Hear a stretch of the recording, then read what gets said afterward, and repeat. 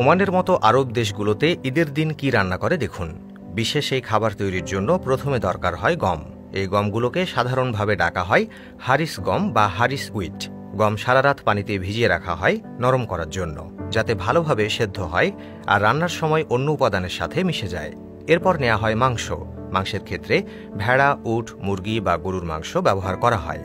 আরব আমিরাত আর সৌদি আরবের মতো উপসাগরীয় দেশগুলোতে ভেড়া ও উটের মাংস বেশি ব্যবহার করা হয়। মাংস বড় বড় টুকরো করে কাটা হয় এবং পাত্রে দেওয়ার আগে ভালোভাবে ধুয়ে নেওয়া হয়। এই খাবার রান্নার জন্য আগের দিনে বড় আর ভারী পাত্র ব্যবহার করা হতো।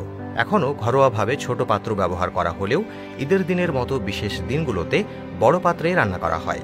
বিশেষ গম আর মাংস পাত্রে একসাথে নেওয়া হয়, সাথে পানি আর কিছু লবণ দেওয়া হয়।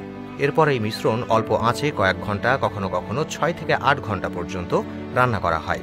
এ সময় গম মাংসের স্বাদ শুষে নেয় আর নরম হয়ে ক্রিমের মতো হয়ে যায়। এই বিশেষ খাবারের আসল মজা হলো ধীরে ধীরে রান্না করা, যার ফলে উপকরণগুলো সুন্দরভাবে মিশে যায়। রান্নার সময় বিশেষ করে শেষের দিকে মিশ্রণ যাতে পাত্রের তলায় লেগে না যায় তার জন্য কিছুক্ষণ পর পর নাড়াতে হয়। আগেকার দিনে লম্বা কাঠের হাতল দিয়ে গম আর মাংস মিশিয়ে নেওয়া হতো, যাতে সেটা নরম জাউয়ের মতো হয়। যখন এই খাবার ঘন হয়ে আসে তখন আরেকবার হালকা করে লবণ দেওয়া হয়। অন্য অনেক আরব খাবারের মতো এই খাবারে বেশি মশলা দেওয়া হয় না। এর স্বাদ মাংস ও গমের স্বাভাবিক স্বাদের উপর নির্ভর করে। সামান্য লবণই যথেষ্ট, কিন্তু কিছু ক্ষেত্রে সামান্য দারচিনি বা এলাচ দেওয়া হয়। উপসাগরীয় অঞ্চলে পরিবেশনের আগে ঘি বা পরিষ্কার মাখন উপরে ছড়িয়ে দেওয়া হয়, যা এই খাবারের স্বাদ আর গন্ধ দুটোই বাড়িয়ে তোলে। আরব অঞ্চলের বিশেষ এই খাবারের নাম হারিস।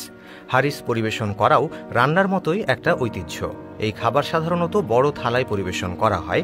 পরিবার বা বন্ধুরা একসাথে বসে সেই থালায় খেতে পারে। অনেক আরব পরিবার হারিসের উপর ভাজা পেঁয়াজ, সামান্য দারচিনি বা আরও কিছু ঘি বা মাখন ঢেলে সাজানো হয়।